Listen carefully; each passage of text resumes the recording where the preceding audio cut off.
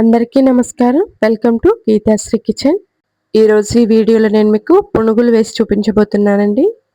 ఈ పునుగుల్ని మనం ఇన్స్టెంట్గా ప్రిపేర్ చేసుకోవచ్చండి. చూడండి ఎంత మంచి కలర్ వచ్చాయో. వీటిని తయారు చేసుకోవడానికి మనకి ఎక్కువ టైం కూడా పట్టదండి. చాలా సింపుల్గా ప్రిపేర్ చేసుకోవచ్చు. పైన క్రిస్పీగా లోపల సాఫ్ట్గా చాలా బాగుంటాయండి.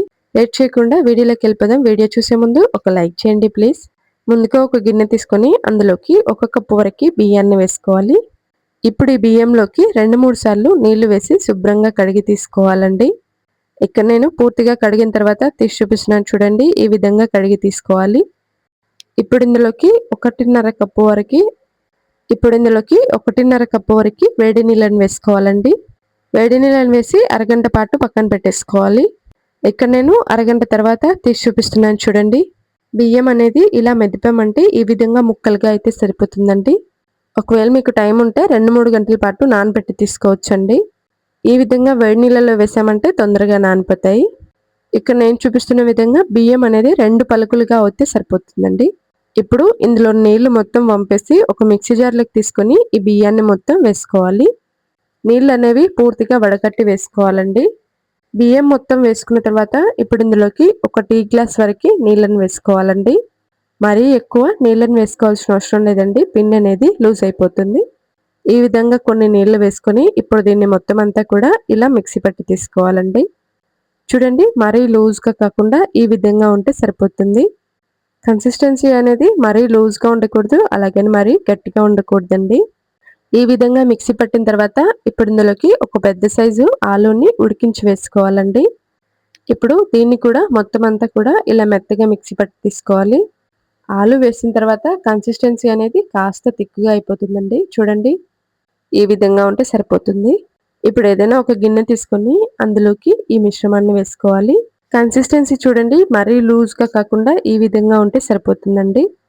ఇప్పుడు ఇందులోకి ఒక పెద్ద సైజు ఉల్లిపాయని ఇలా ముక్కలుగా కట్ చేసి వేసుకోవాలి. అలాగే కొన్ని పచ్చిమిర్చి ముక్కలు, కొంచెం కొత్తిమీరని కూడా ఇలా తరిగి వేసుకోవాలి. అలాగే 1/2 టీ స్పూన్ వరకు జీలకర్ర వేసుకోవాలండి. ఇక్కడ నేను కొన్ని చిల్లీ ఫ్లేక్స్ కూడా వేసుకుంటున్నానండి. మీకు ఇష్టం లేకపోతే స్కిప్ చేసేయచ్చు. అన్నీ వేసుకొని ఇప్పుడు ఈ పిండిలో బాగా కలిసే విధంగా బాగా కలుపుకోవాలండి. ఇక్కడ నేను పూర్తిగా కలిపిన తర్వాత తీసి చూపిస్తున్నాను చూడండి. ఈ విధంగా పిండిని బాగా కలుపుకోవాలి. ఇప్పుడు ఇందులోకి 1/2 టీ స్పూన్ వరకు వంట సోడాని వేసుకోవాలి. అలాగే 1/2 టీ స్పూన్ వరకు సాల్ట్ వేసుకోవాలండి.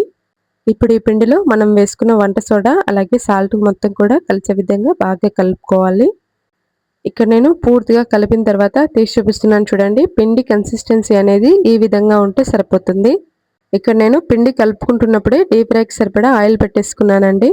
ఈ విధంగా కలుపుకొని ఇప్పుడు ఆయిల్లో చేతితో కానీ స్పూన్తో కానీ ఇలా చిన్న చిన్న పునుగుల్లాగా వేసుకోవాలండి. పునుగులు వేసిన తర్వాత ఎక్కడా కూడా కదపకుండా స్టవ్ని మీడియం ఫ్లేమ్లో ఉంచుకొని అలాగే వదిలేయాలండి. ఇప్పుడు వాటంతట అవే ఈ విధంగా పైకి వచ్చిన తర్వాత గరిటెతో ఈ విధంగా కలుపుకుంటూ ఫ్రై చేసుకోవాలండి.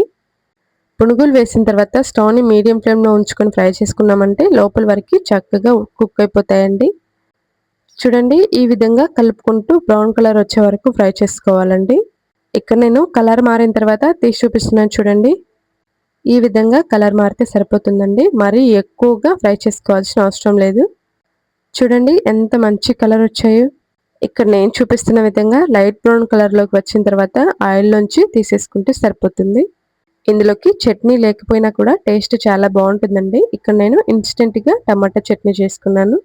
చూడండి పైన క్రిస్పీగా లోపల సాఫ్ట్గా ఎంత బాగున్నాయో. ఇన్స్టెంట్గా ఏదైనా వేడిగా తినాలి అనిపించినప్పుడు ట్రై చేయండి. మీకు చాలా బాగా నచ్చుతుందండి. ఈ వీడియో నచ్చితే లైక్ చేసి మన ఛానల్ని సబ్స్క్రైబ్ చేసుకోండి. అలాగే ఈ వీడియోని మీ ఫ్రెండ్స్కి